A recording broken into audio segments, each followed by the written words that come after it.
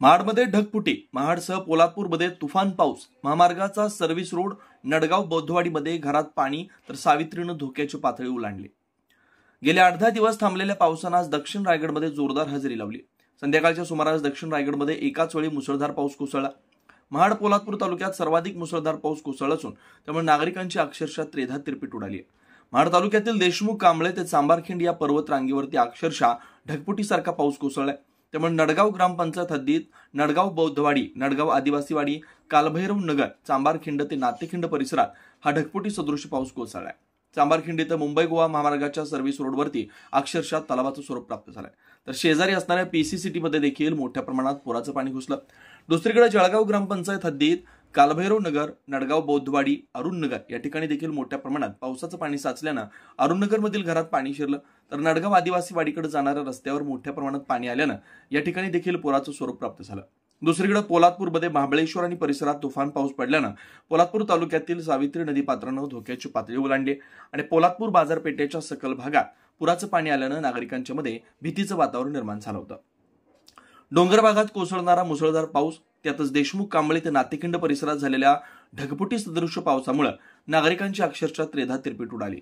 नागरिकांमध्ये भीतीचं वातावरण निर्माण झालं। दुसरीकडे महाड एमआयडीसी परिसरात कारखानदारांच्या मनमानी बांधकामाचा नागरिकांना फटका बसत असून आसनपोई आणि बिरवाडीकडे जाणाऱ्या रस्त्यावर लक्ष्मी ऑर्गॅनिक्स कंपनीच्या समोर तलावाचं स्वरूप प्राप्त झाल्यानं नागरिकांना नाहक त्रास सहन करावा लागतोय। संपूर्ण पावसाळ्यात एमआयडीसीच्या बेजबाबदारीचा कळस पाहायला मिळाला। याकडे एमआयडीसी प्रशासन अक्षरशः दुर्लक्ष करतंय। एमआयडीसी मधील सांडपाणी वाहून नेणारे नाले सुस्थितीत नसल्यानं त्यातच कारखानदारांनी केलेल्या अनधिकृत बांधकामाचा आजूबाजूच्या गावांना त्रास सहन करावा लागतोय। एमआयडीसी प्रशासनाने याकडे लक्ष घालून पावसाच्या पाण्याचा निचरा कसा होईल याकडे लक्ष द्यावं। तर पीजी सिटीमध्ये येणाऱ्या नाळाचं स्वरूप नदीपात्रात झालं होतं। या ठिकाणाच्या नागरिकांनी महाड नगर परिषदेकडे वारंवार नाल्याची मागणी करून देखील नगर परिषद याकडे दुर्लक्ष करत असल्यानं पीजी सिटीमध्ये अक्षरशः पूर परिस्थिती निर्माण झाल्याचं चित्र पाहायला मिळालं।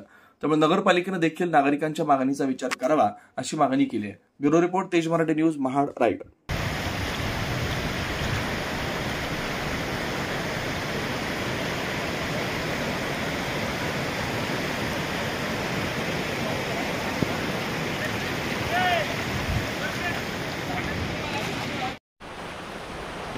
गाडीकडनं सगळं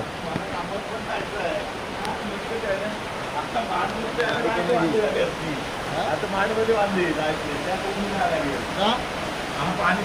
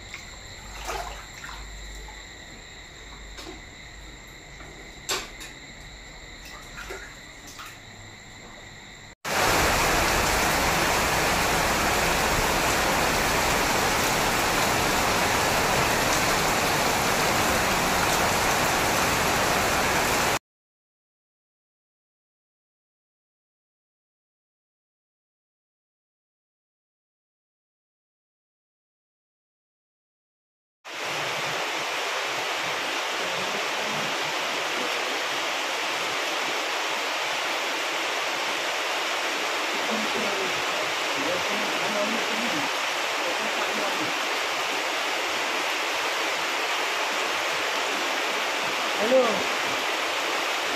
खाली